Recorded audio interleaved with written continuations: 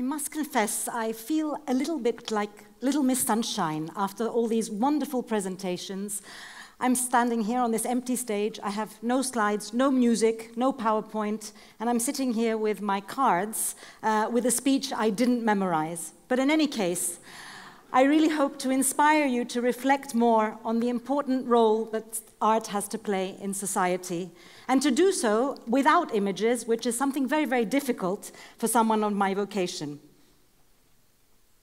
All art is quite useless, wrote Oscar Wilde in his preface, The Picture of Dorian Gray.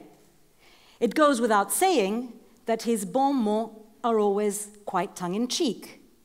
But what I want to draw your attention to here is the word quite.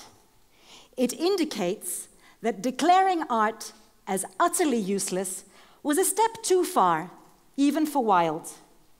How to better explain, then, that art is something of an unnecessary necessity? Imagine for a moment a world without art and culture, without music, without cinema, without dance, opera, literature, poetry. That world would be a very, very dull place, devoid of imagination, the one thing that distinguishes us as human beings from other species. Without art, the banality of reality would be intolerable.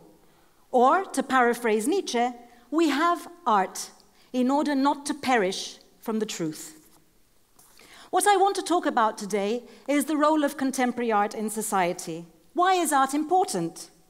And I'm not talking here about the 1% of the art world, the handful of artists selling for millions of dollars to billionaire oligarchs, which is a very tiny minority of what constitutes the art world, but about the art that is engaged with society at large, and engaging also with the key issues that affect us all today, because that is the art that matters. Today, more and more artists are inspired by reality than by the formal properties of that reality as we know them, colors, shapes, beauty. In today's complex world, I believe that art for art's sake is insufficient. It is the importance of another kind of art that I would like to talk about, and this is what we call socially and politically engaged art.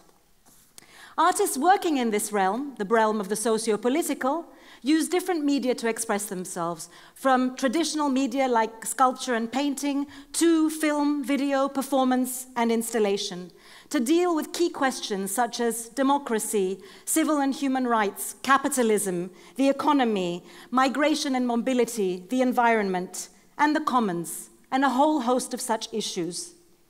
They strive to provide a counterpoint to the prevailing images of power and also to the stereotypes that are fed to us by the media.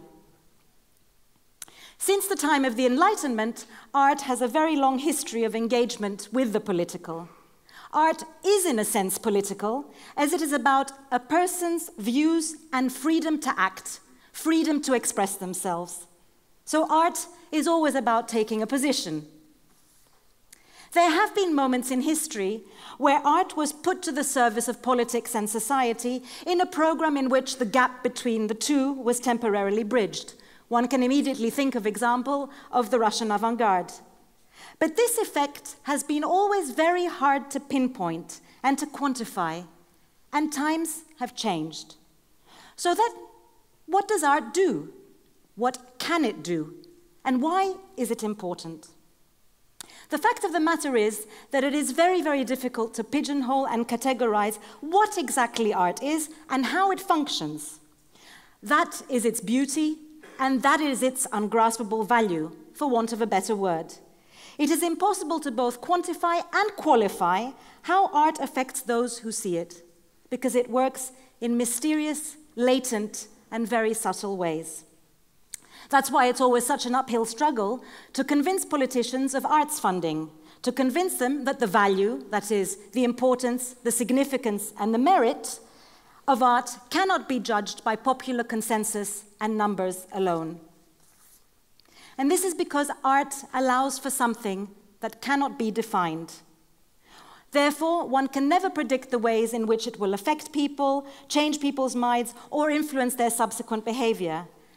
As such, it's a subtle power that changes the world one perception at a time. And that is why art is very often seen, and rightly so, as a threat by the powers that be. The British artist Anthony Gormley began by defining art as follows. Art is about one person's expectation of and their use of their own freedom to act.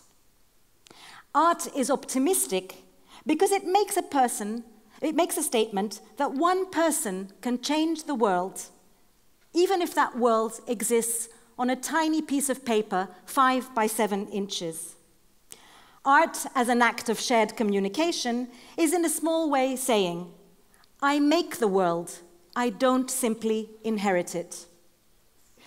In making this world, what does art do then? Art can change the way we think. It can crack open cemented opinions, and it challenges the given. It looks at the world with a critical eye. It opens up horizons beyond those which are familiar to us. It challenges standardized or problematic views of the world. It exposes that which is often hidden under the carpet.